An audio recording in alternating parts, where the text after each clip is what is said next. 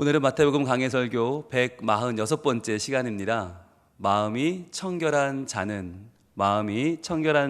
제목의 두 번째 말씀 같이 나누도록 하겠습니다. 지난주에 우리는 예수님이 전해주시는 우리 8가지 복, 8복 가운데에서 6번째 복에 관한 이야기를 시작했습니다. 그것은 바로 마음이 청결한 자의 복이었는데요. 여러분, 이 말씀을 우리가 이렇게 되기 위하여 또는 이 말씀대로 우리가 살기 위하여 이 말씀을 받는다고 하면 이처럼 부담스러운 말씀이 없다라고 했어요. 도리어 이 말씀은 우리에게 좌절만 안길 뿐이다. 왜냐하면 우리 중에 마음이 청결한 사람은 아무도 없기 때문이죠. 게다가 마음이 그래도 조금 낫다, 조금 볼만하다 이래도 모를 텐데 마음이 청결한 자는 복이 있다. 그러면 그렇게 따지면 복 있는 사람 아무도 없잖아요. 우리의 마음에 얼마나 많은 찌꺼기들이 있고 우리 마음속에 얼마나 많은 더러운 것들이 있는지는 내가 너무너무 잘 아는데 이거 불가능한 이야기 아닙니까? 게다가 또 마음이 청결한 자는 하나님을 본대요. 그런데 하나님 보는 건 우리한테 얼마나 어려운 일입니까? 이거 거의 기적과도 같은 일 아닙니까? 불가능한 일이잖아요. 왜 하나님은 우리에게 보이지 않는 분인데 예수님께서는 우리에게 마음이 청결한 자는 하나님을 본다, 그는 복이 있다, 마카리오리 복이 있도다 라고 선포하신 이유는 뭔가? 지난주에 우리가 살펴봤죠? 뭐였어요? 바로 마음이 청결한 자라고 하는 말은 이 당시에 종교적인 기득권을 가지고 있는 사람들, 종교적인 힘과 종교적인 파워를 가지고 있던 바로 예루살렘에 있는 종교 부자들, 종교 지도자들, 바로 제사장들, 바리새인, 율법사, 서기관들, 그들이 늘 자랑하던 우리는 율법적으로 청결하다, 율법적으로 정결하다 라고 말했던 것에 대한 반발이라고 했지요. 그 당시에 수많은 종교의 지도자들이 우리는 율법을 잘 지키니까 수백 가지 율법을 만들어 놓고 우리는 그거 다 잘 지키니까 우리는 율법적으로 아주 정결하다라고 말했는데 그것이 실제로 과연 정결한 것이냐, 그게 과연 청결한 것이냐, 예수님은 거기에 반발하시면서 정말 하나님이 찾으시는 사람, 복 있는 사람은 저들이 말하는 율법적으로 청결한 사람이 아니고 겉보기에 괜찮은 사람이 아니고 실제로는 마음이 청결한 사람이다. 즉 속 그 중심이 얼마나 하나님을 향하여 있는가, 얼마나 우리의 마음이 나의 연약함을 깨닫고 나의 허물 많음을 아파하면서 하나님의 도우심을 구하고 있는가라고 하는 것을 예수님은 말씀하고 계신 거라고 했죠. 그래서 여기서 말하는 마음이 청결한 자라고 하는 말은 율법적으로 외형적으로 청결하다, 이것에 대한 반대말이라고 했습니다. 그 당시에 바리새인들은 여러분 잘 아시잖아요. 금식을 할 때 정말 추레한 모습으로 아주 꾀죄죄한 모습으로 다녔어요. 그래서 주변 사람들이 아니 당신 왜 그래요? 그럼 나 금식 중이에요. 나 지금 몇 주째 며칠째 금식하고 있어요. 이걸 자랑하는 사람들이었고, 또 기도를 어디서 해요? 골방에서 예수님 하라고 그랬잖아요. 근데 이들은 시장통에 나와서 사람들 제일 많은 사거리에 나와서 손을 들고 주여 하고 기도했단 말이죠. 그러니까 이 모든 것들을 예수님은 외식이라고 말씀하셨죠. 외식은 겉을 꾸민다는 거예요. 겉을 꾸며서 남이 볼 때 청결해 보이는 사람, 남이 볼 때 율법적으로 정결해 보이는 사람들. 근데 예수님은 그러한 거 말고 진짜 복 있는 사람은 바로 마음이 정결한 사람이다. 비록 율법을 지키지 못해도, 비록 율법이 뭔지조차 몰라도, 비록 내가 어떻게 살아야 되는지 제사법도 모르고 규례도 모르고 잘 모르는 사람이라 할지라도 그 사람이 그 마음의 중심이 하나님을 향하여 있으면, 그 마음이 하나님의 정결한 뜻을 알고 그것을 따라가는 사람이라면 그 사람은 복이 있는 사람이다 라고 하는 말씀을 예수님이 우리에게 주셨다라고 했습니다. 그래서 예수님이 우리 마음에 대해서 이렇게 말씀하셨는데 한번 찾아볼까요? 누가복음 6장 45절, 우리가 지난주에 찾아봤던 말씀인데요. 누가복음 6장 45절 한번 보겠습니다. 과연 이 마음에 대해서 뭐라고 말씀하시나. 실제로 우리는 마음에 대해 별로 관심이 없어요. 겉으로 얼마나 내가 교회에 잘 나오나, 얼마나 내가 남들에게 좋은 사람으로 비치나, 이런 건 되게 관심이 많거든요. 내가 새벽 기도를 얼마나 안 빠지고 나오나, 내가 수요 예배를, 내가 주일 예배를 어떻게 나오나 굉장히 관심을 가지면서도 실제로 마음에 관해서는 우리는 별로 주목하지 않아요. 왜? 마음은 실체가 없는 거니까. 마음은 뭐 별거 아닌 거 아니야? 그런데 예수님이 이렇게 말씀하시죠. 누가복음 6장 45절 시작. 선한 사람은 마음에 쌓은 선에서 선을 내고 악한 자는 그 쌓은 악에서 악을 내나니 이는 마음에 가득한 것을 입으로 말함이니라. 이렇게 말씀하셨어요. 즉 바리새인 서기관 제사장들은 생각했어요. 야, 마음이 뭐가 중요해? 겉으로 보이는 게 중요하지. 겉으로만 선하면 되지. 겉으로만 완벽하면 되지. 마음이 뭐가 중요해? 했단 말이에요. 근데 예수님은 도리어 뭐라고 하시냐면, 야, 겉으로 너희 하는 거 그게 원래는 말이다 마음에 쌓여있는 대로 나오는 거야. 선한 사람 어떻게 선한 거니? 마음에 쌓은 선에서 선을 내는 것이다. 즉 마음이 선해야만 선한 행실을 할 수 있다는 거죠. 또 악한 자는요, 그 쌓은 악에서, 어디에? 마음에 쌓은 악에서 악을 내는 것이다. 이는 마음에 가득한 것을 입으로 말하는 것이다. 즉 우리가 행동하고 말하고 겉으로 보이는 모든 것들이 어디서 출발하나? 마음이라는 거예요. 그래서 우리는 마음을 쉽게 생각해요. 뭐 마음이야 뭐 늘 흔들리는 거 아니야? 마음 먹으면 되는 거 아니야? 그런데 여러분, 마음 먹은 대로 됩니까? 안 되죠. 마음 먹은 대로 됐으면 우린 지금 성자가 돼야죠. 머리에 동그랑땡 하나 달고 양쪽에 날개를 달고 날아다녀야죠.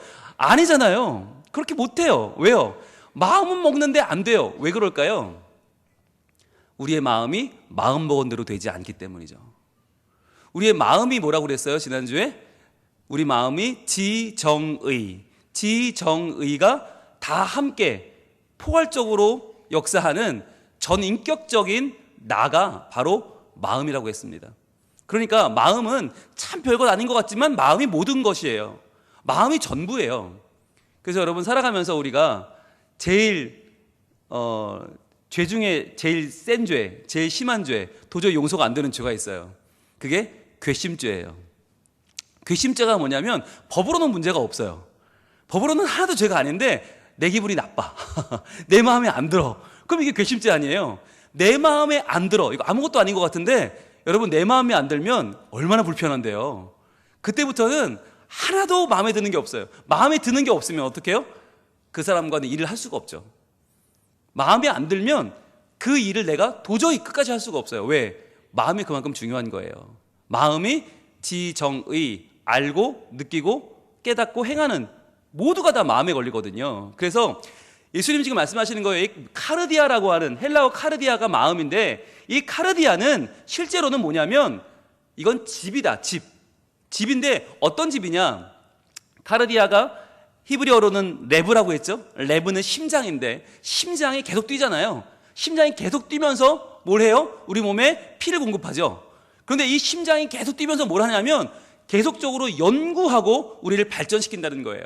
그래서 레브라고 하는 의미는 연구하고 발전하는 집이란 뜻이 있는데 무엇을 연구하고 무엇을 발전시키는가? 우리의 마음에서 비롯된 것들, 즉 마음에서 선한 것을 연구하고 발전시키기도 하고 마음에서 악한 것을 연구하고 발전시키기도 하는데 그것이 우리를 선하게도 만들고 악하게도 만든다라고 하신다고 그랬죠. 자, 그러면 우리의 심장은 계속해서 무엇을 만들어냅니까? 무엇을 연구합니까? 여러분 지금 우리가 연구하고 있는 과제는 뭐예요? 이게 이제 우리의 과제인 거죠. 그런데 성경이 말씀하시는 우리는 어떻다고 그랬어요? 성경이 말씀하는 우리는 선악을 알게 하는 나무의 열매를 먹었다고 그랬죠. 아담과 하와가 선악을 알게 하는 나무의 열매를 먹었어요. 그 말은 뭐였어요? 우리가 선악을 알아서 하나님처럼 되는 게 아니라고 했죠. 바로 선악을 알게 하는 나무의 열매를 따먹었다는 얘기는 선악을 결정하는 기준이 내게 있다라고 하는 말이라고 했어요. 즉 선악을 구별하는 기준을 하나님께 두지 않고 내가 가져오려는 것, 내가 선악을 판단하는 기준이 되려는 것이 바로 선악을 알게 하는 나무 열매를 따먹은 것이다. 즉 그 이후로 우리 인간은 어떻게 됐냐? 우리에게는 선악이라는 개념이 없어졌어요. 나에게 좋으면 선이에요. 나에게 나쁘면 악이에요. 어느 목사님이 이 인디안 원주민들한테 가서 선악에 대한 설교를 했대요. 그랬더니 그 추장이 그러더래요. 그 간단한 얘기를 그렇게 복잡하게 하냐고. 그러면서 아니 내가 남의 아내를 뺏어오면 선이고 남이 내 아내를 뺏어가면 악이네. 그러더라는 거예요. 그러니까 똑같은 행위 아니에요. 아내를 뺏어가는 건 똑같은데 내가 남의 아내를 뺏어오면 선이고 저놈이 내 아내를 뺏어가면 악이라는 거예요. 여러분 이게 우리의 마음을 아주 적나라하게 보여주는 거죠. 그렇잖아요.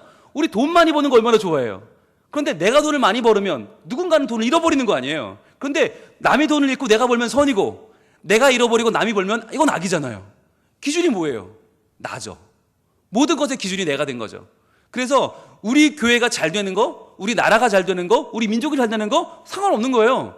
왜? 내가 잘못되면, 내가 손해보면 그거 다 소용없는 거니까. 그래서 우리의 마음이 지금 무엇을 계속 만들어내고 있는가, 거기에 대해서 예수님이 이렇게 말씀하셨죠. 다시 한번 복습해 봅니다. 마태복음 15장 19절. 마태복음 15장 19절. 예수님이 말씀해 주신 우리의 마음의 실체, 과연 우리의 마음은 내 스스로가 선악을 알게 하는 기준이 되어버려서 과연 무엇을 만들어내고 있는가? 무엇을 지금 열심히 연구하고 무엇을 발전시키고 있는가? 바로 마태복음 15장 19절 말씀입니다. 같이 읽겠습니다. 시작. 마음에서 나오는 것은 악한 생각과 살인과 간음과 음란과 도둑질과 거짓 증언과 비방이니. 참 충격적인 말씀이 아닐 수 없는데 이걸 우리는 인정해야 해요. 이걸 인정하지 않으면 우리는 스스로 속이는 사람이 되는 거예요.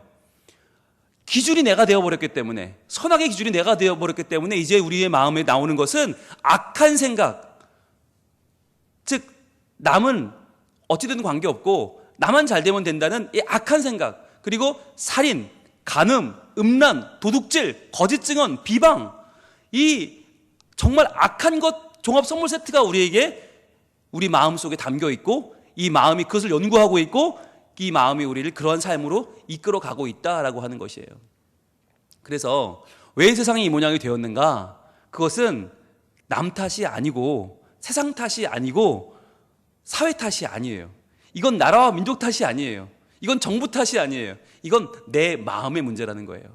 내 마음의 문제. 그래서 우리가 이 마음이 청결한 자는 복이 있다, 이 말씀을 공부하면서 우리는 다시 한번 우리의 마음을 들여다봐야 됩니다.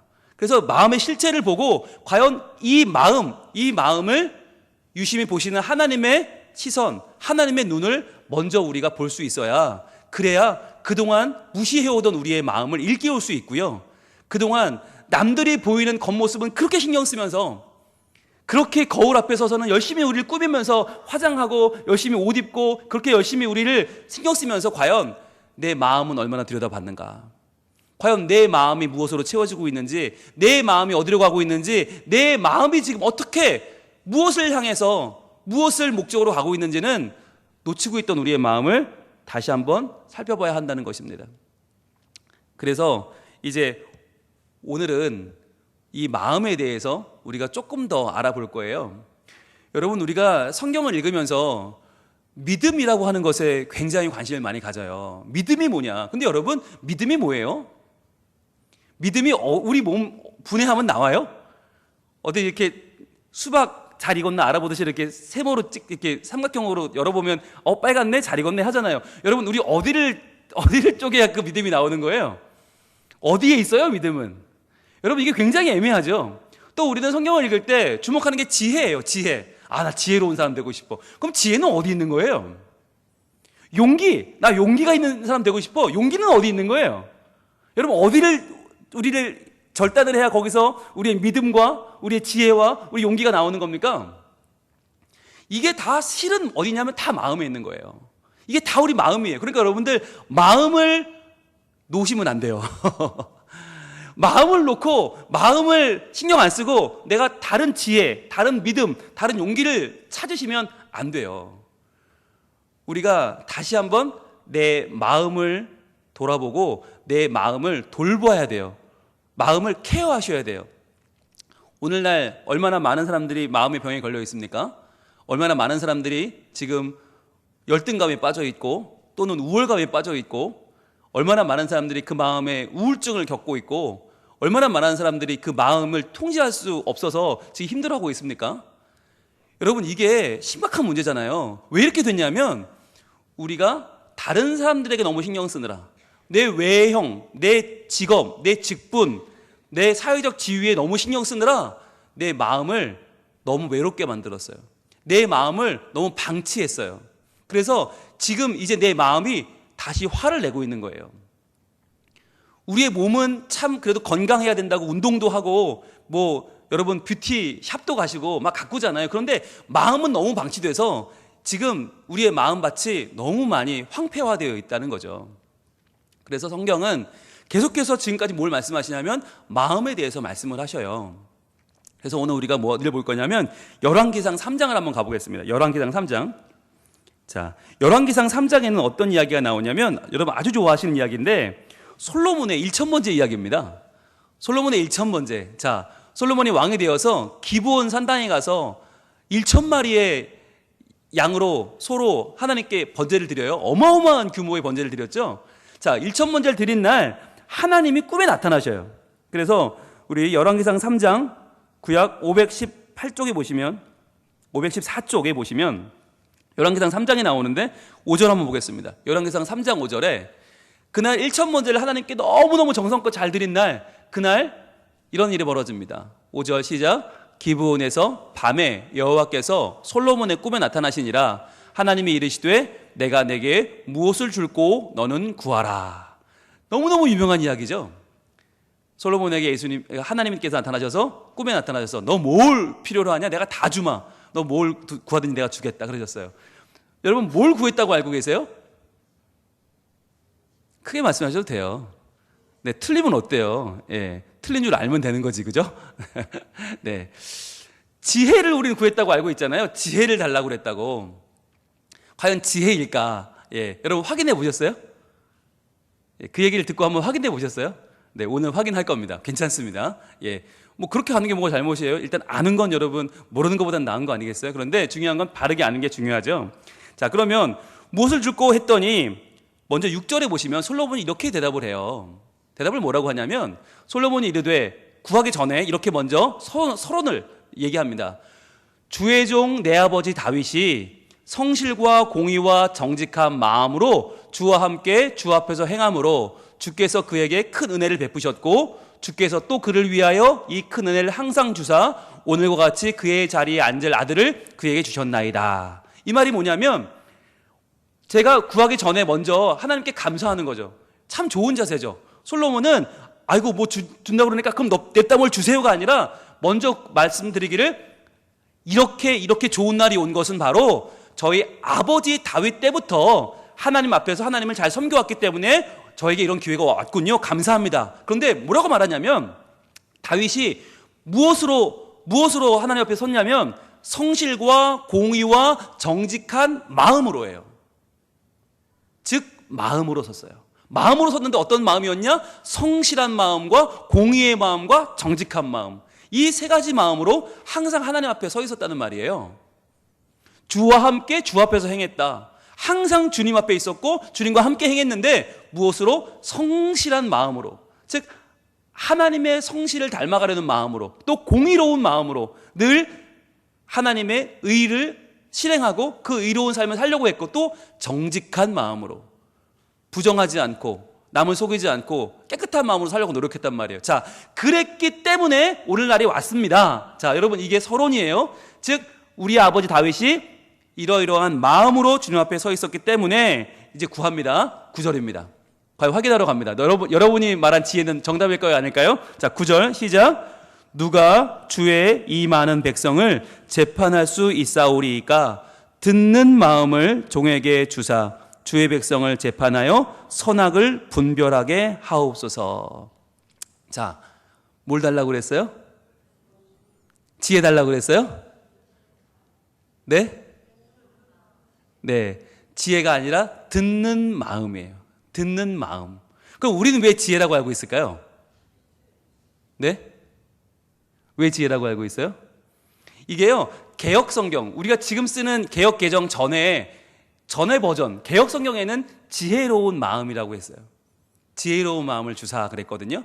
그런데 이게 그래서 우리가 지혜라고 알고 있어요. 솔로몬의 지혜. 솔로몬은 이꼴 지혜니까. 그런데 왜 지금 우리가 보는 개역 성경은 지혜로운 마음이 아니라 듣는 마음이라고 했는가?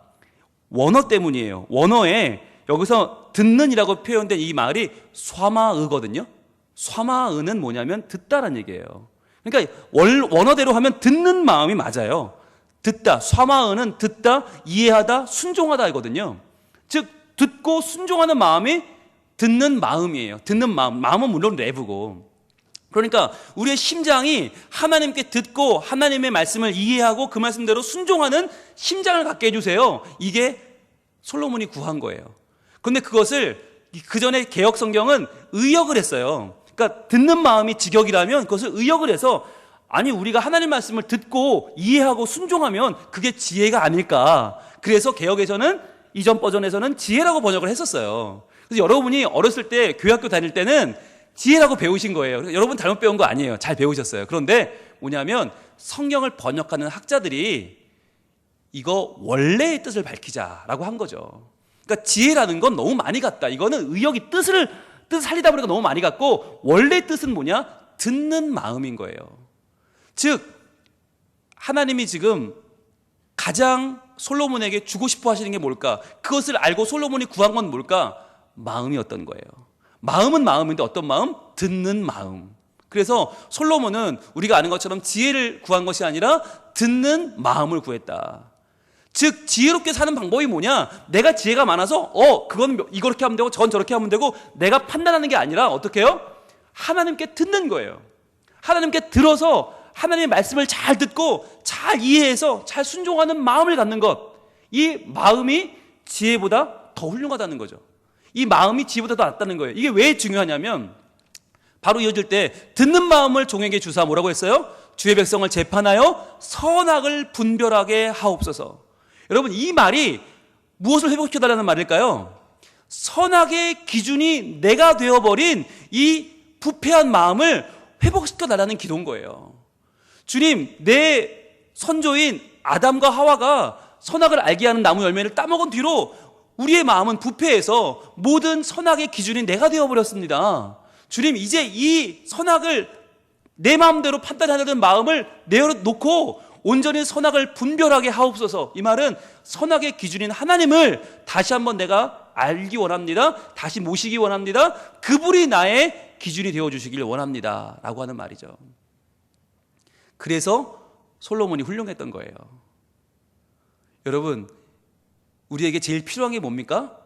기준입니다. 기준. 오늘 새벽에 아모스 선지자가 하나님과 정말 열띤 토론을 했습니다. 하나님이 야, 이 백성 안 되겠다. 내가 메뚜기로 멸해버릴게. 그랬더니 아모스 선지자가 안 돼요. 하나님 안 돼요. 그래서 하나님이 그래? 한번 봐줄게. 이러셨어요.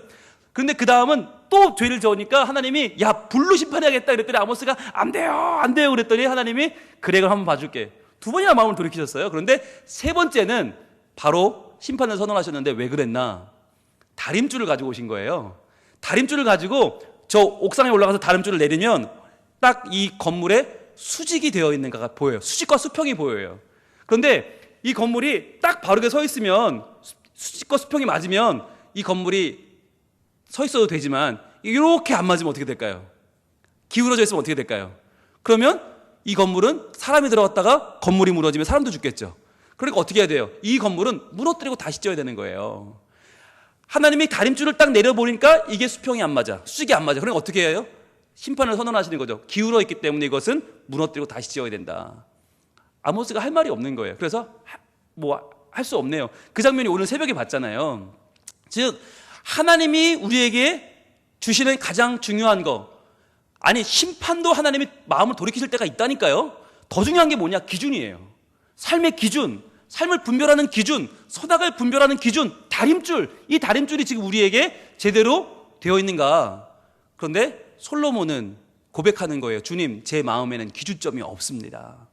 제 마음속에는 선악을 분별하는 다림줄이 없습니다, 지금. 그래서 제가 온전히 재판을 할 능력이 없습니다. 하나님께서 저에게 선악을 분별하는 마음을 회복시켜 주시옵소서. 그게 뭐예요? 마음이에요.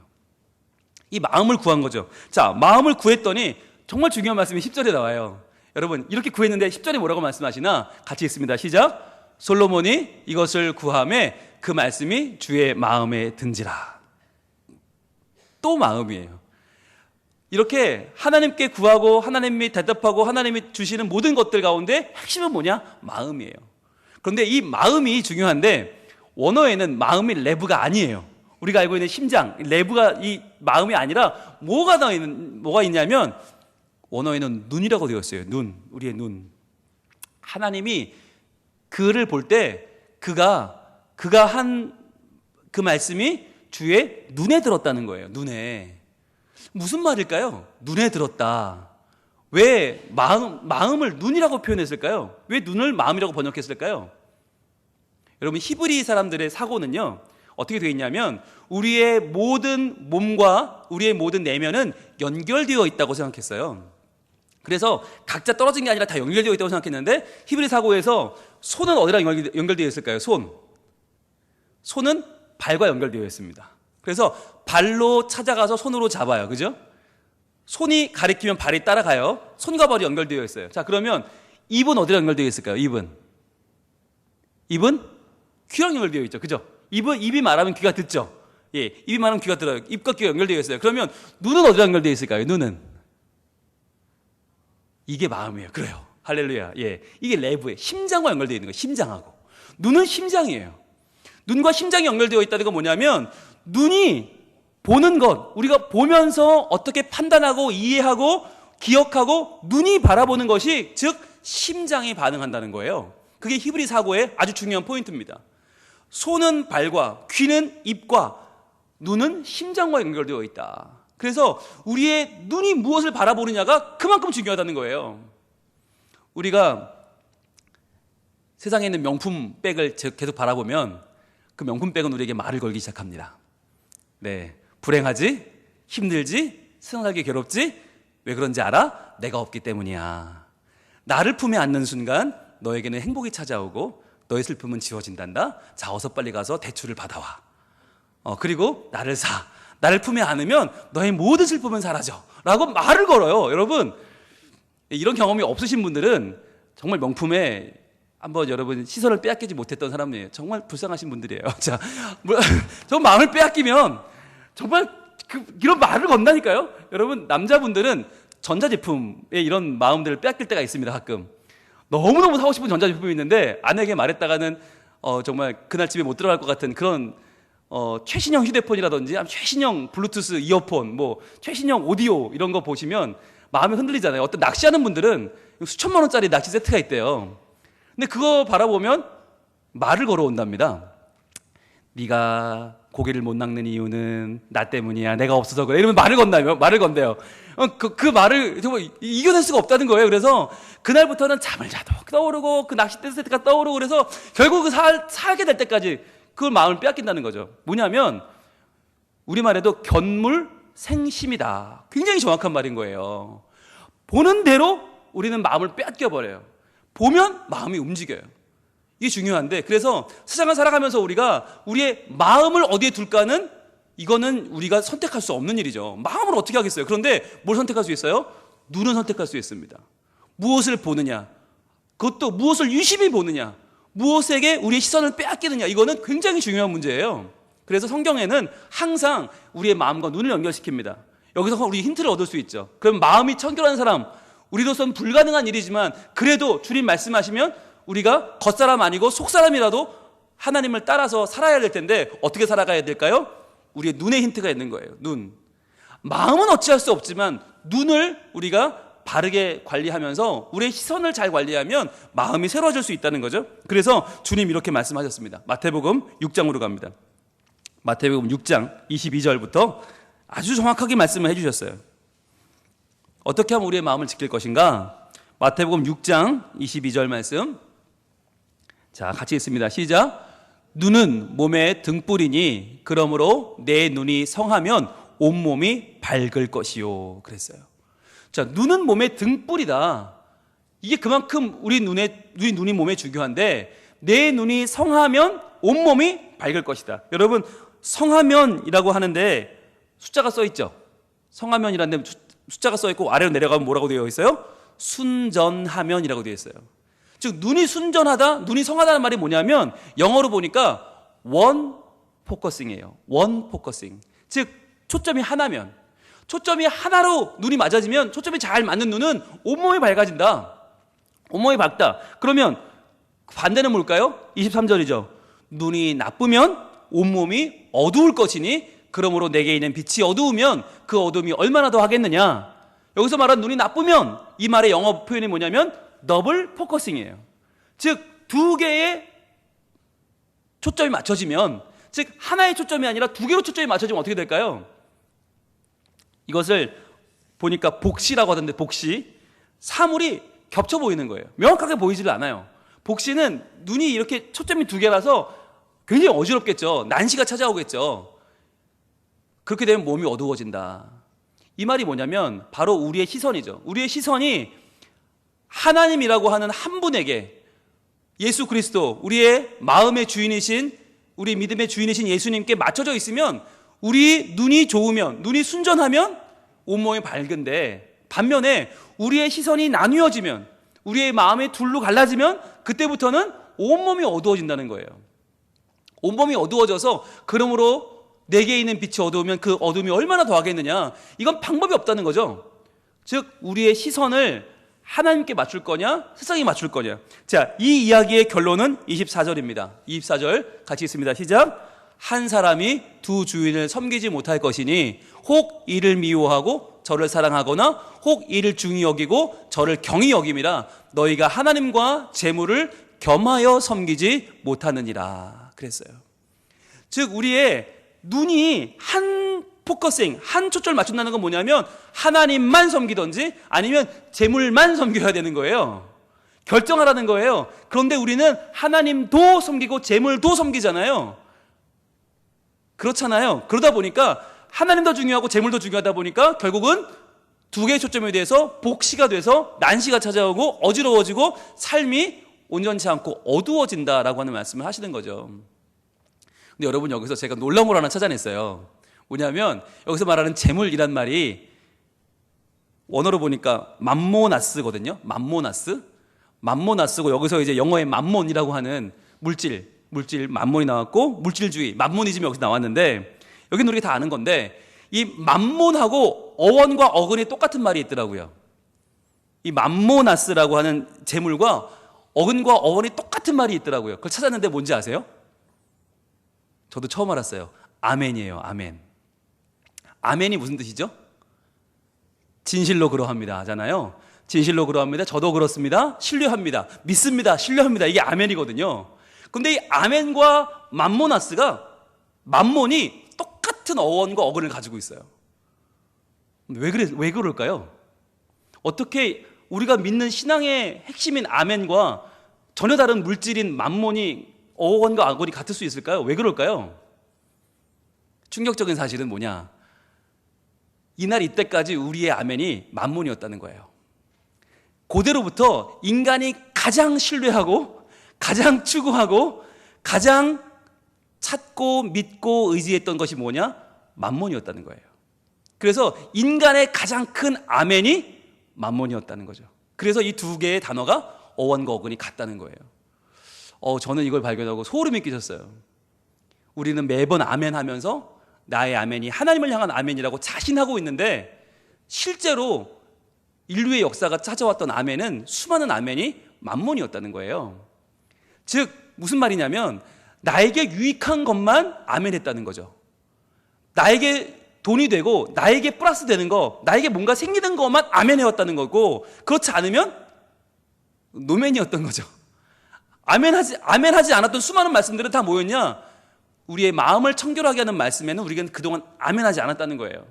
도리어 맘몬을 챙기고 물질을 챙기고 내가 뭔가 더 잘되고 남에게 의지될 수 있는, 남에게 나 이런 사람이야 라고 사람에게 나를 보여주는 것에는 아멘해왔고, 그렇지 않은 것들에는 아멘하지 않았다는 거예요.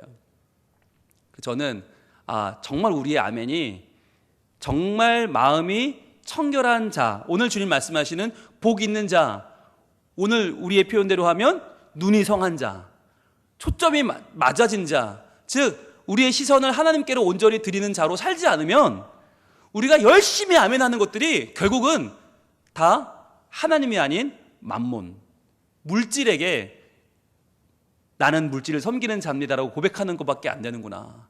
그래서 오늘 주님은 강력하게 말씀하시는 거예요. 한 사람 두 주인 절대로 못 섬긴다. 아멘을 양쪽에 하면 안 된다는 거예요.